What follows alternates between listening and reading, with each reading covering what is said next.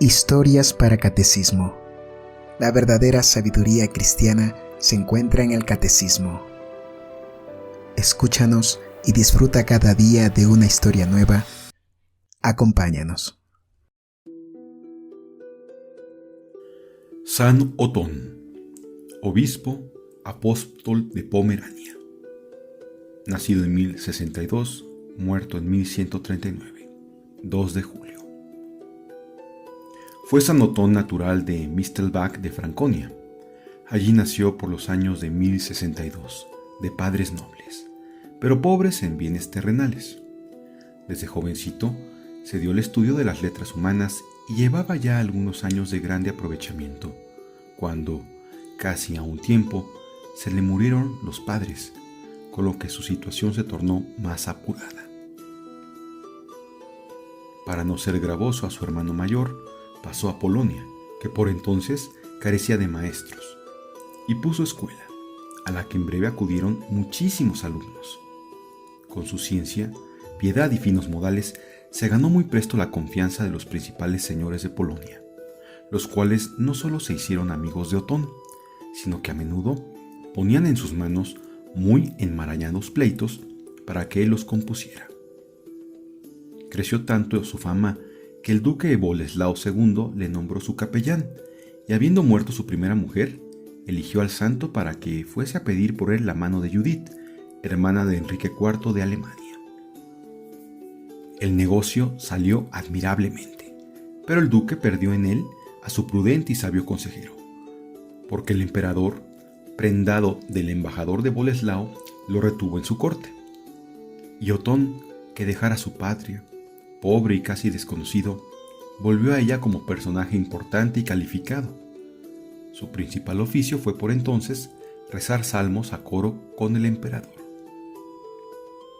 Vacó entre tanto el cargo de canciller, y el emperador, no hallando persona más capaz que su capellán para desempeñarlo cumplidamente, le nombró canciller del imperio. El santo ejerció tan importante empleo por espacio de algunos años con celo y acierto tales, que nunca prosperaron tanto los negocios de palacio como en el tiempo en que los administró San Otón. Quiso el emperador premiarle, dándole un obispado, aun a costa de los intereses del imperio que perdería tan sabio ministro, pero el santo no aceptó aquella dignidad. No llegaba a entender a Enrique IV cómo un varón tan virtuoso y prudente rehusaba el obispado, siendo así que eran muchos los que con intrigas y amaños lo solicitaban.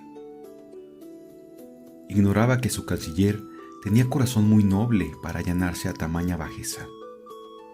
Sabía Otón que el poder de distribuir beneficios y obispados lo había usurpado el emperador a la iglesia, y temía manchar su alma con el crimen de simonía si aceptaba la propuesta de su señor. Obispo de Bamberg, fidelidad al Papa. El año 1102 quedó vacante el obispado de Bamberg. Otra vez propuso el emperador a su canciller que aceptase el ser obispo. El santo varón, que tan obstinadamente había hasta entonces rehusado tal dignidad, la aceptó ahora para evitar que en la silla de Bamberg se sentasen hombres indignos. Hizo más. Consintió en recibir de manos del impío emperador el anillo y el báculo pastoral, aunque con propósito de permanecer fiel de corazón a la iglesia, y haciendo voto de no aceptar la consagración episcopal hasta tanto que el sumo pontífice ratificase aquella elección.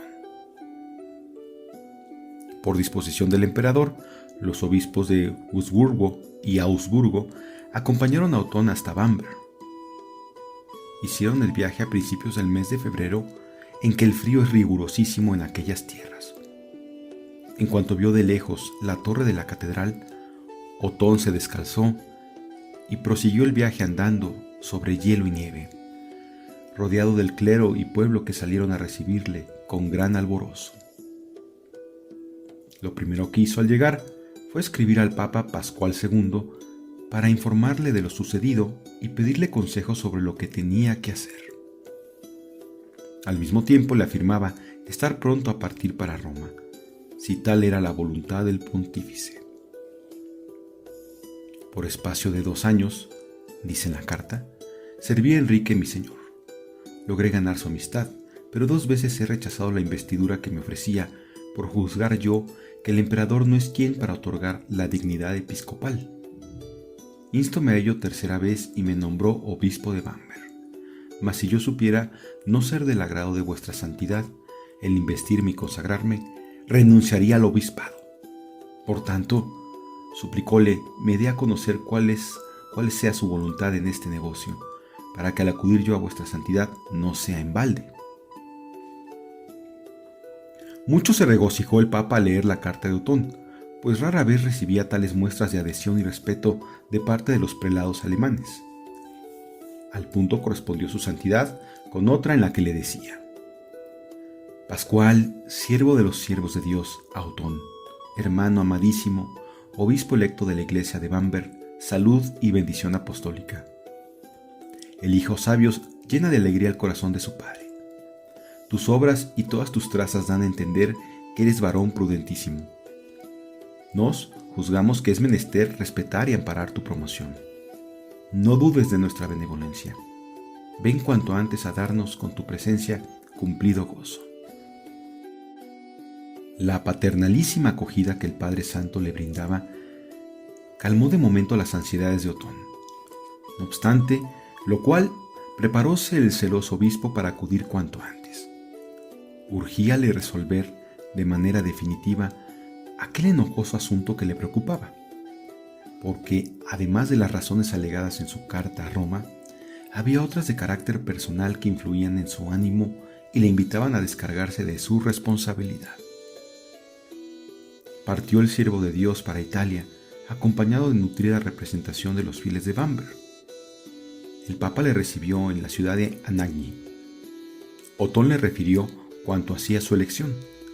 Entregó al vicario de Cristo el báculo y anillo recibidos de mano del emperador y le pidió humildemente perdón de cuanto hallara de reprensible en su conducta.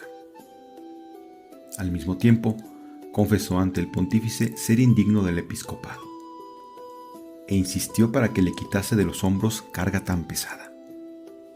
Pero el Papa, admirado de tan grande humildad, le dijo: cerca estamos de la fiesta del Espíritu Santo, encomendémosle este asunto.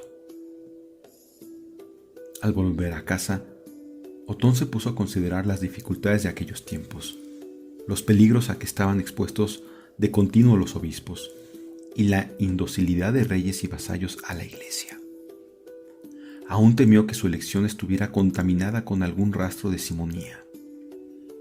Estando en estas consideraciones, vínole el pensamiento de renunciar a las dignidades y honras vanas de este mundo para vivir en apartado retiro hasta su muerte.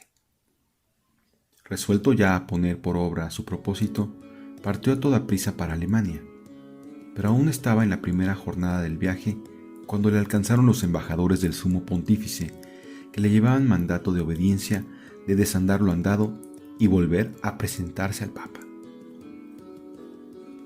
A vista de orden tan expresa y formal, bajó el santo la cabeza y volvió a ver al pontífice, el cual le consagró obispo el 17 de mayo del año 1103, fiesta de Pentecostés. Propaga la vida religiosa y hace voto de obediencia. Vuelto ya a Bamberg, juzgó el nuevo prelado que para ejercer acción duradera en los fieles a su diócesis, necesitaba auxiliares que le ayudasen eficazmente. Por eso, su primera providencia fue favorecer cuanto pudo a las órdenes religiosas. En breves años fundó y dotó en Alemania unos 20 monasterios, merced a la liberalidad de los fieles. Quejábanse algunos de que levantase tantos monasterios, pero él solía responderles: hermanos, nunca edificaremos demasiadas hospederías para los que se consideran extranjeros y desterrados en este mundo. En tanto que de esta suerte se mostraba liberal para con los prójimos, llevaba él mismo vida tan pobre y austera que todos cuantos le servían quedaban admirados. Llevaba de ordinario vestidos remendados como los pobres. En la comida era sobrio como una anacoreta. Muy a menudo salía del comedor sin haber casi probado los manjares, lo cual hacía de intento para que los diesen a los menesterosos. Un día de ayuno, trájole el administrador un pescado hermoso, pero algo caro. ¿Cuánto ha costado?, le preguntó el obispo. 2 monedas de plata, respondió el criado. Pues no se dirá que el provecillo Otón se ha comido hoy él solo cosa tan cara. Tomó luego la bandeja y añadió: lleva este manjar a Jesucristo. Ofréceselo en la persona de algún pobre enfermo o paralítico. Por lo que a mí hace, ya estoy bastante robusto, me bastará con un pedazo de pan. Más adelante padeció el santo larga enfermedad. Cuando ya estuvo curado, mandó llamar al abad Wolfram, de quien era íntimo amigo, y le rogó con vivas ansias que se dignase admitirle entre sus monjes. Díjole además que estaba resuelto a dejar las insignias episcopales para vivir apartado de los vanos cuidados del siglo y entregado a la pobreza, obediencia y mortificación. Alabó mucho el abad tan santo propósito y, accediendo a los deseos del prelado, recibió su voto de obediencia. Pasada una temporada, volvió Otón a ver a su superior para pedirle que le admitiese ya en el monasterio y le diese el hábito de monje. No quería el abad Wolfram privar a la Iglesia de Dios de un apóstol tan celoso como el santo obispo de Bamberg. Recordaba quizá lo que hizo el abad de San Van cuando el emperador Enrique II le pidió que le admitiese entre los monjes. ¿Estáis dispuesto?, preguntó al obispo, ¿a observar fielmente el voto de obediencia por el que os habéis obligado conmigo? En el nombre del Hijo de Dios, que se hizo obediente por nosotros hasta la muerte, dispuesto estoy a observarlo, respondió Otón. De ser así, repuso el abad, os mando, Santísimo Padre, que prosigáis las buenas obras y santas ocupaciones que habéis emprendido para la gloria de Dios. Creo que esa es la divina voluntad. Otón se sometió humildemente. De allí en adelante, el palacio episcopal de Bamberg fue para el santo como un monasterio en el que vivió como humilde religioso y donde hallaban cariñosa acogida todos los pobres.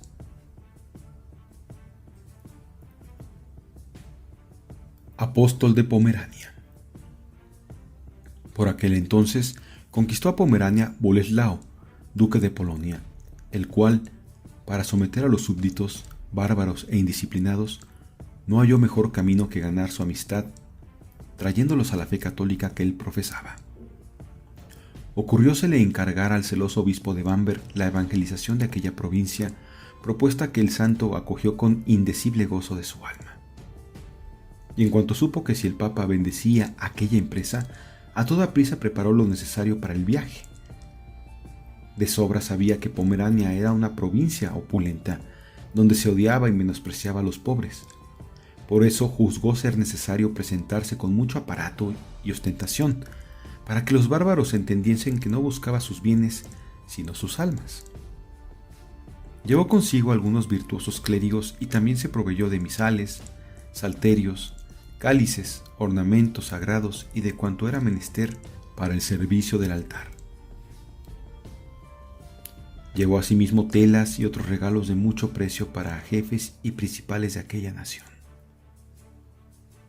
Partió el celosísimo apóstol el día 24 de abril de 1124. Cruzó a Bohemia y fue primero a la ciudad de Gniezno, que era a la sazón capital de Polonia. 7 días le tuvo albergado en su palacio el duque Boleslao. Al despedirle, dióle algunos intérpretes, entre los que iba un tal Paulicio, que ayudó mucho al santo en el ministerio de la predicación. Después de 6 días de penoso caminar a través de la selva, hicieron alto a orillas del río Netze. En la ribera opuesta acampaba el duque de Pomerania, que vino con 500 soldados al tener noticia de la llegada del santo. Cruzó el río con unos cuantos hombres y fue a saludar al obispo. Ambos se abrazaron muy efusivamente, pues ya entonces el jefe de los bárbaros era cristiano, si bien en secreto por temor de los infieles. San Otón ofreció al príncipe, entre otros preciosos regalos, un lindo bastón de marfil, que el duque tomó al punto y utilizó desde aquel instante, agradeciendo al santo tan fino obsequio.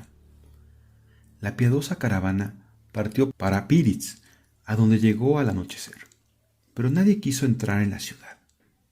Aquel mismo día habían celebrado los paganos una fiesta en honor de sus dioses, con bacanales y bulliciosas diversiones, y aún de noche seguía el ruido y el alboroto. Al amanecer del siguiente día, Paulicio y algunos delegados del duque fueron a entrevistarse con los principales señores de la ciudad, para darles parte de la llegada del obispo de Bamberg y mandarles que saliesen a recibir al prelado. Sintiéndose en un aprieto por lo inesperado de la visita, pidieron por favor que les dejasen deliberar unos instantes. Pero los delegados entendieron ser aquello una artimaña, y así les dijeron que convenía determinarse cuanto antes, porque el prelado estaba ya a la puerta de la ciudad, y si le hacían aguardar, lo tomarían a mal los duques de Pomerania y Polonia. Los señores de Piditz se espantaron al oír que el obispo estaba tan cerca. Determinaron salir a recibirle, pues no podemos, decían, resistir al Dios verdadero que sabe frustrar todos nuestros planes. Bien comprendemos que nuestros ídolos no son dioses. Dieron parte a toda la ciudad de su determinación y todos a una pidieron a gritos que viniese el obispo. Los bárbaros, que salieron en tropel a recibirle, se quedaron admirados ante sus nuevos huéspedes, y, cuando ya hubieron curioseado a su gusto las personas, hábitos y enseres de los recién llegados, los aposentaron lo mejor que pudieron en su ciudad y los honraron con muestras de profundo aprecio. Entretanto, el santo obispo vestido de pontifical subió a un lugar un poco más elevado y habló con intérprete al pueblo que ansiaba oírle. «Bendíganos el Señor», les dijo, «por la buena acogida que me habéis otorgado. No ignoráis por qué causa hemos venido a vosotros de tan lejanas tierras, solo para traer la dicha y la salvación. Eternamente seréis felices si queréis conocer y servir a vuestro Creador». Estaba así hablando al pueblo con admirable familiaridad y sencillez, cuando todos a una voz clamaron que deseaban conocer y abrazar la fe cristiana. Una semana pasó el santo enseñándoles la doctrina, ayudado en tan excelente ministerio por los demás sacerdotes y clérigos. Mandóles luego que ayunasen 3 días, al cabo de los cuales hizo que se vistiesen de blanco para disponerse al bautismo que había de administrarles poco después. Santa emulación entre 2 ciudades. No tuvo el santo igual acogida en Bollín, ciudad comercial situada en la desembocadura del río Oder, pues cuando el prelado se albergó en el palacio ducal, todo el pueblo, alborotado y furioso, acudió allí dando voces contra él. La paciencia del santo misionero los impresionó, sin embargo, de tal manera que acabaron declarándose dispuestos a abrazar la fe cristiana si los habitantes de Stettin les daban ejemplo convirtiéndose primero, proposición que el apóstol aceptó complacido. Partió San Otón para la ciudad de Stettin. Paulicio y los delegados del duque se adelantaron al santo y fueron a hablar con los principales hombres de la ciudad, proponiéndoles que recibiesen a Otón. «No queremos dejar nuestras leyes y costumbres», respondieron ellos. «Nuestra religión nos gusta muchísimo. Corre la voz que hay entre los cristianos muchos ladrones a quienes les cortan los pies y les sacan los ojos. Se dice que entre ellos se cometen toda suerte de delitos y que se odian entre sí. Religión así no la queremos». Como se ve, la calumnia ponía obstáculos. 2 meses permanecieron obstinados los de Stettin. Finalmente, 2 muchachos nobles vinieron a ver al santo obispo para que los adoctrinase. Con ternura indecible acogió San Otón a aquellos jóvenes, que eran las primicias de nueva y abundante cosecha. Los instruyó y luego los tuvo consigo 8 días, vestidos de blanco como solían estar los neófitos. Dióles unas túnicas bordadas de oro, cinturón dorado y vistoso calzado. Al volver a casa y juntarse con sus compañeros, contáronles cuánto habían observado en el misionero: su vida ordenada y santa, su mansedumbre, caridad y liberalidad con los pobres. Otros jóvenes paganos, alentados con lo que oían, siguieron el ejemplo de sus 2 compañeros. Lo propio hicieron luego mozos y ancianos, de suerte que toda la ciudad se convirtió en poco tiempo a la religión que antes repudiara. El padre de los primeros bautizados se hallaba fuera de casa cuando se convirtieron aquellos. Al saber que sus 2 hijos y casi toda su familia eran ya cristianos, enfurecióse sobremanera y juró vengarse del obispo. Pero después, apaciguado con las súplicas de su mujer y movido de la gracia de Dios, fue a ver a San Otón, se echó a sus plantas bañado en lágrimas y le declaró que había ya recibido el bautismo en Sajonia, pero que, por haberle ofrecido los paganos cuantiosas riquezas, no quiso nunca mostrarse públicamente cristiano. Hecha esta humilde confesión, aquel hombre se trocó en celoso apóstol de la fe de la que había renegado. Volvió San Otón a la ciudad de Bollín y esta vez halló al pueblo dispuesto a recibir la luz del Evangelio. Habían enviado secretamente delegados a Estetín para que se informaran de la acogida que los de aquella ciudad habían otorgado a los misioneros. Recibieron pues en Bollín al santo prelado con grande alborozo, y para reparar los malos tratos que le habían dado en su primer viaje, colmáronle de atenciones y agasajos. Rasgos semejantes a este se repitieron en multitud de casos, que así como el mal ejemplo de algunos habían provocado la apostasía de muchos, la vuelta al redil de los débiles fue en parte consecuencia de la rectificación de aquellos a quienes la santidad y mansedumbre del siervo de Dios atrajeron al recto camino. El santo prelado podía estar satisfecho de su obra. Finalmente, tras una ausencia de casi un año, regresó a Bamberg. El año de 1128, con la bendición del Papa Honorio II y el beneplácito del rey Lotario, Otón dejó nuevamente a Bamberg y partió para Pomerania, donde la idolatría amenazaba desvanecer totalmente las halagüeñas esperanzas concebidas en los principios de la misión.